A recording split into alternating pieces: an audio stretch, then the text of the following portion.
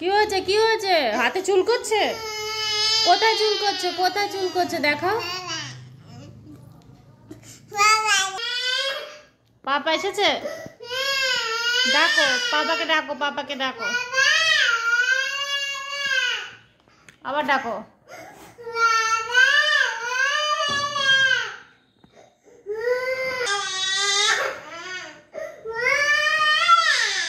High friends, welcome to my channel Aru and Anis world. আশা করি তোমরা সকলেই ভালো আছো, আর আমরা আপাতত মোটামুটি এখন একটু ভালো আছি।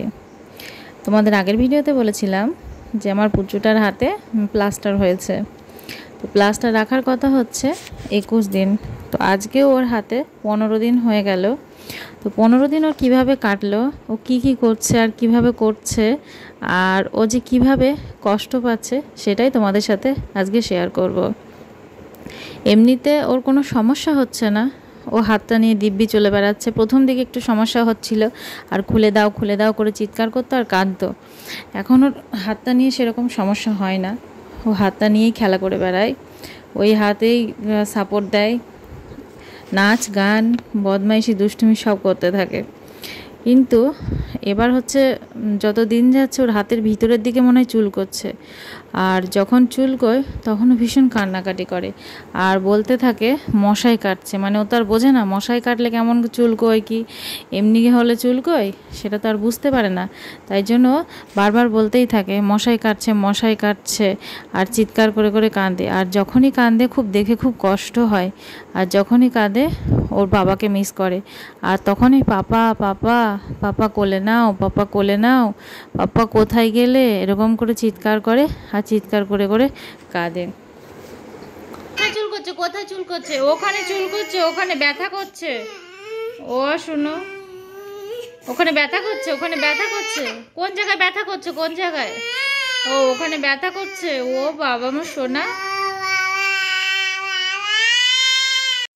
তোমরা নিশ্চয়ই ওকে দেখে বুঝতে পারছো ওর কতটা কষ্ট হচ্ছে আর কতটা কান্নাকাটি করছে। যখনই ওর কষ্ট হয়, যখনই ভীষণ চুলকায়, তখনই এরকম করে কান্নাকাটি করে। আর যখনই কান্না করে তখন ও তো সারাদিন আমার কাছে থাকে, আর সারাদিন বাড়িতে থাকে না, ও দিদিভাইও থাকে না আর ওর পাপাও থাকে না। সেই জন্য দিদিভাইকে আর পাপাকে ভীষণ মিস করে। সেই জন্য তখনই বলতে থাকে পাপা কোলে নাও, পাপার কাছে যাব, এরকম করে চিৎকার করে কাঁদে আর বলে।